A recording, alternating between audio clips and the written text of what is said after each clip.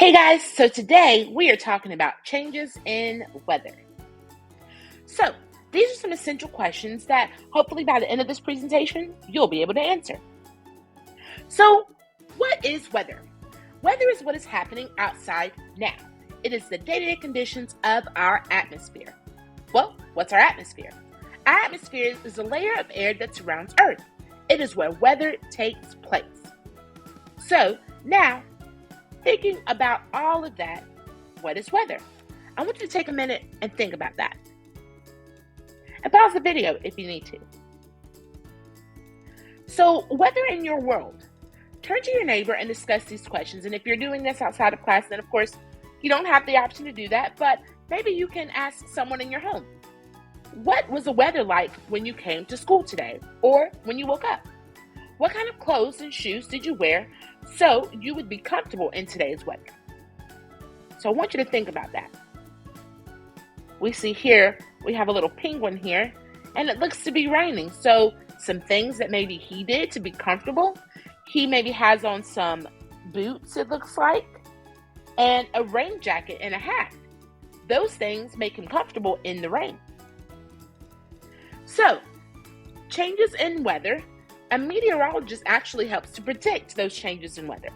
So they are people or scientists who study, measure, and predict the weather. Meteorologists use special tools to help them forecast the weather. So a forecast is a prediction of what the weather will be like for the next few days. A forecast often includes temperature, chances of precipitation, or other weather-related information. Now, temperature is how warm or cool the air is outside. It is measured using an instrument called a thermometer. A thermometer measures in degrees Celsius or degrees Fahrenheit. So here we have a thermometer example listed for us. Now, another change in weather is of course that change in temperature. Lower numbers reflect colder temperatures. Higher numbers reflect warmer temperatures. So the higher the number, the warmer it is. The lower the number, the cooler it is. So, precipitation. Precipitation is liquid or frozen water that forms in the atmosphere and falls to Earth. Precipitation may be rain, snow, sleet, or hail. A rain gauge measures how much rain falls. It captures the rain in a tube with markings that measure the amount collected. So again, all of these are types of precipitation, and we'll learn at a later point in time what makes each type of precipitation fall.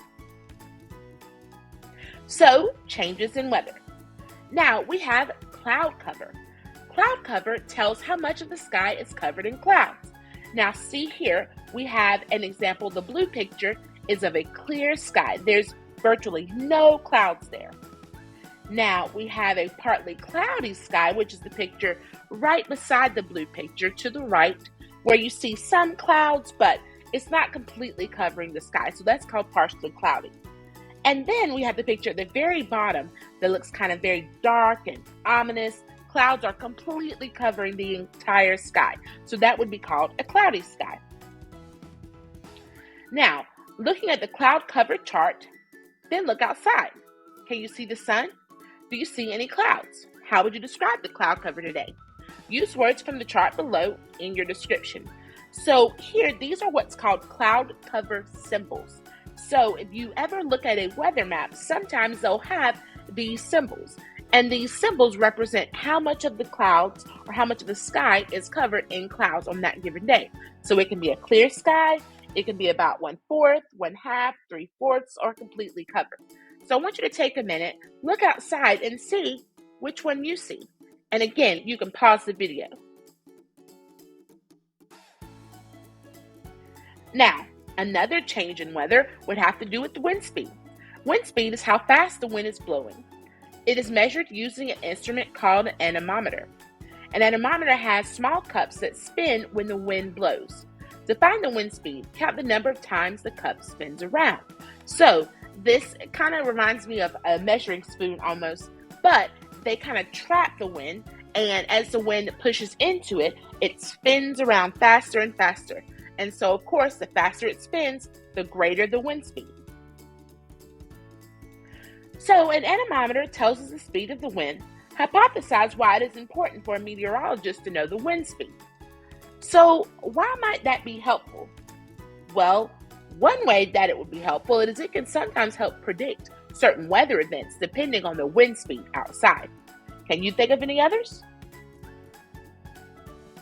Now, wind direction. Wind direction is the direction the wind is blowing in, right? It can be measured using an instrument called a wind vane. Wind vanes are sometimes called weather vanes. A wind vane has a pointer that points to the direction the wind comes from. Now, we also have another tool for wind direction called a windsock. It's a tool that can be used to measure both wind speed and wind direction. A windsock is made of cloth material and looks like a long sock with open ends.